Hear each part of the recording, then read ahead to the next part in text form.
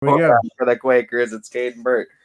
Cayden, thank you so much for taking the time to join us today. Thank you for having me. I mean, let's talk about this entire team that you guys have put together this season and this run you guys have been on. It's been really done with the presence on the mound. What was the uptick in pitching, and what's this experience been like for you this season? This year's pretty good so far. We knew we had coming in off of last year. We had a lot to live up to and a lot to look forward to. And a lot of us knew we had spots to fill as well. That me being one of them, having to fill a pitching spot. So just working on that and coming through, and it's starting to pay off right now. We know that this baseball season for you guys has been a roller coaster, some ups and downs, and some adversity to be faced. What has it taught you about trying to get through adversity and trying to deal with it? Anything, whether during baseball season or during life. It kind of just teaches you to just keep pushing through, and stuff's gonna happen. You just got to keep going. We have had a couple losses that just taught us to keep fighting through, and the wins will come through. I want to talk about one game in particular that you had against Girard a couple of weeks ago. You have 2 home runs in it. You pitch a 1-hitter. What was working on the mound for you? I mean, it's continuing to work. You had another complete game performance. What's been working for you on the mound? What have you been seeing in your pitches that have really been working? Just been placing fastballs where you need to put them. A lot of swing and miss. A lot of relying on the defense as well. We have a good defense behind me, so I just rely on putting balls in the zone and then them hitting them, and we're getting them and eating them up. Do you think success on the mound helps you bring success in the batter's box and confidence as well? For sure, 100%. You feel more confident throwing when you have a offense going to attack when you get up there as well.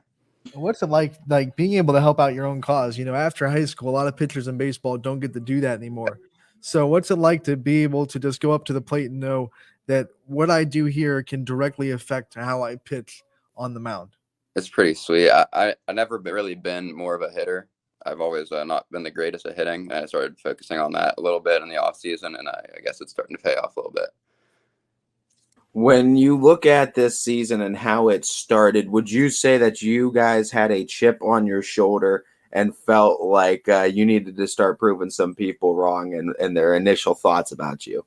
Yeah, 100%. Especially after coming in with the league game can South, everyone is probably expecting us to do good win through a league, and we lose that first game. Everyone's like looking at us like that, and then we lose 2 to Arlington. They're kind of like what's Salem doing this year? So we obviously have that coming in, trying to show ourselves who we are. And the success you guys had last year had to bring a lot of outside expectations to this season.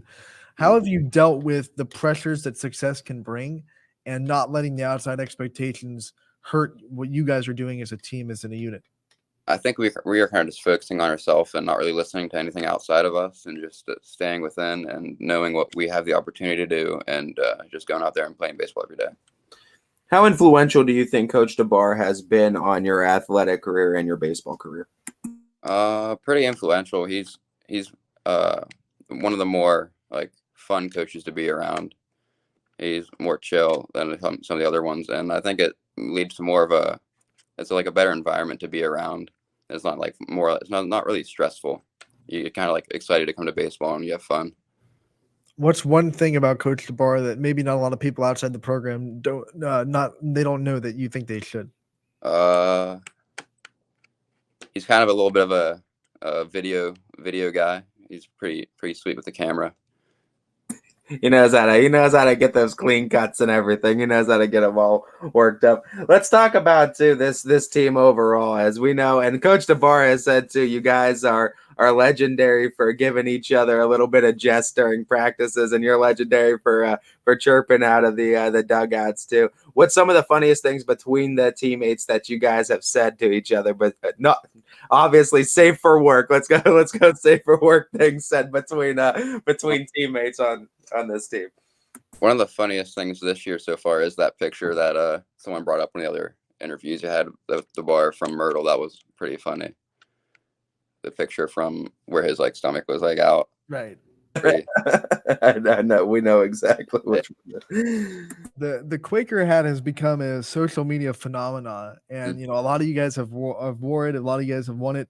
Talk to me about what kind of pride it's kind of brought into this team to wear it, and what it means to you when you win it.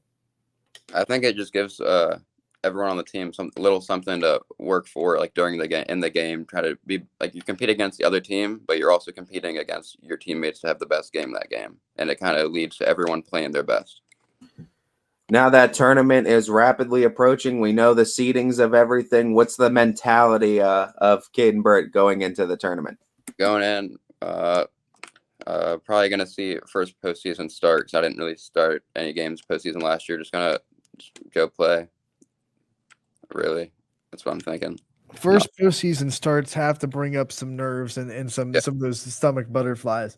What are some of your routines to stay away from the nerves and try to deal with the butterflies in the stomach? I think just like doing the normal stuff and just going through it as I do usually, and it'll just come. You're obviously gonna have those nerves. You just have to fight through them as you're playing. What's some of the biggest things that you have learned coming into this Salem baseball team that you would share with younger players as a bit of advice? It's just to have fun. Don't put too much stress on it, and to like turn the page on bad things that happen to you, like in the game, making errors. Turn the page, it's over with, and just look forward to the next ball or something like that. Obviously, you're a student athlete at Salem, and let's talk about the student aspect a little bit. What are some of your favorite subjects that you've been able to have throughout your high school career, and who are some teachers in the Salem school system that have impacted your journey? I'm gonna be honest, not really that big of a school guy, but one of the teachers that made a big impact was Mrs. McCracken, and she's since passed, but she was one of the only teachers who I feel like made actual impact on all the students in her class. And then another subject that I had here was Debar's class. So with broadcast, you learn a little bit about sort of graphic design and like video editing and that kind of stuff. Knowing Debar and being an impactful teacher as well as just being a coach as well, talk to me about one of the most impactful things that Coach Debar has said to you that you kind of take with you game to game or maybe day to day in life. Definitely just turning the page on things, good or bad. You got to look forward to the next thing that happens, because it's not worth like looking back on bad things. Salem student sections at any sport are nuts. Talk about what it's like to be a part of the student body and what it's like to feel the support when you're on the field, but also be a part of the support when you're supporting other sports athletics. It's sweet. Being in it for the football games is a great environment, and then it's a completely different one when you're on the field and you have all the students come to a baseball game. That it like boosts everything. Like you play so much better, and it's sweet. I believe you guys got another big game coming up tonight. Let's talk about the excitement for this one, as I think it's usually dubbed the game when it comes around. I mean, it's a big game. It's a big game for us because we have to bounce back from last night. Obviously, last night wasn't too great, but we're going there to show them what we kind of like left out yesterday. All right.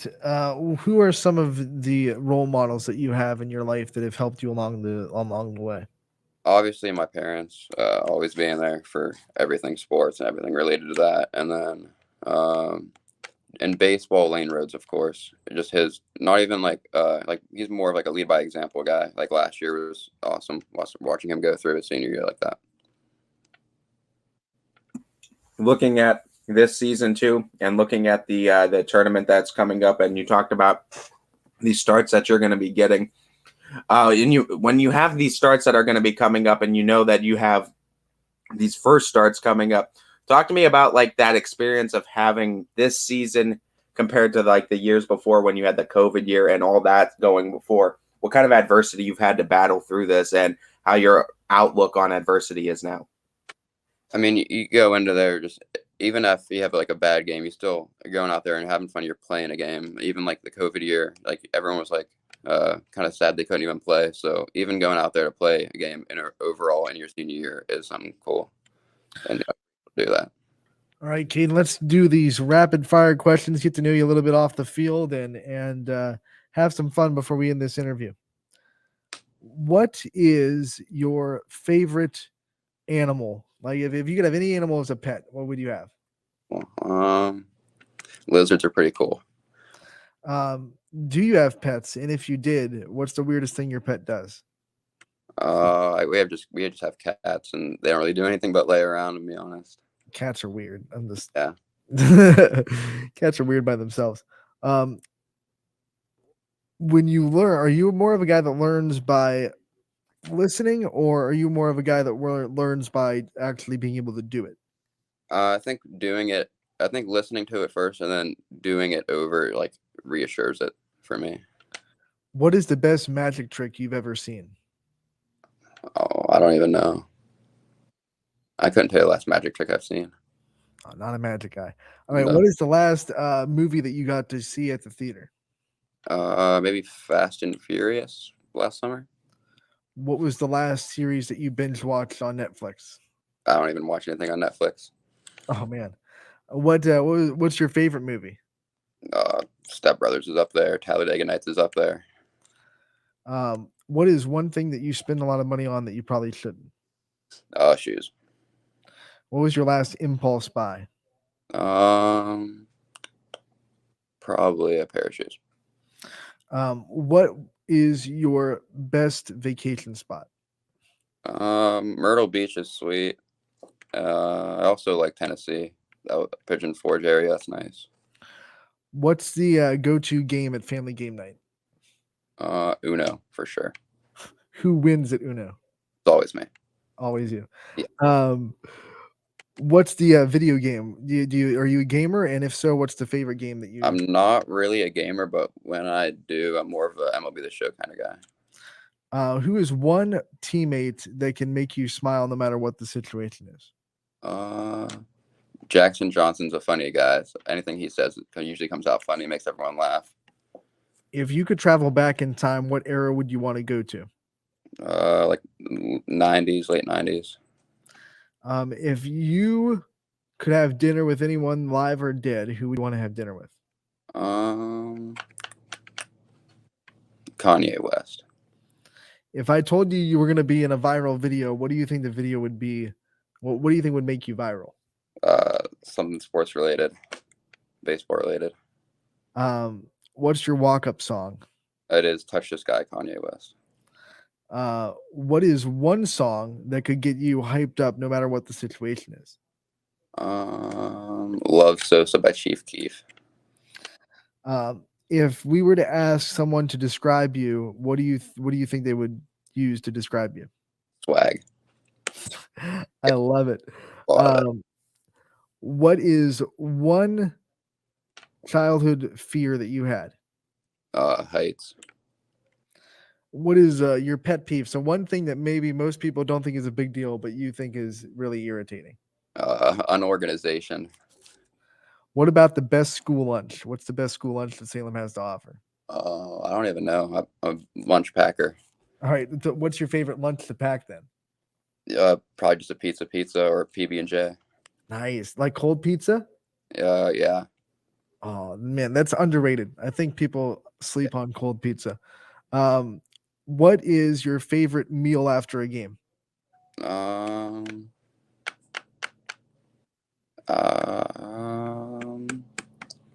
a big fan of Taco Bell or McDonald's. What's the go-to order at Taco Bell? Taco Bell, the Doritos Locos Tacos. Well, let's give McDonald's a shout out too. What's the go-to order on their menu? The McChicken. Yes. Yeah. Yes. Okay, before we let you go, we want to give you the chance to thank your support system, the people that are always there for you, and the people that you probably wouldn't be where you are in the journey without. I just want to give a shout out to all my parents and everyone that supports me on like Instagram and everything, and all of the support throughout the baseball team and all of the coaches and everything. All right, Cayden, thank you so much for joining us today. It was a pleasure to talk to you. Thank we you. wish you the best of luck on the rest of your season, and we'll talk to you again real soon. Thank you.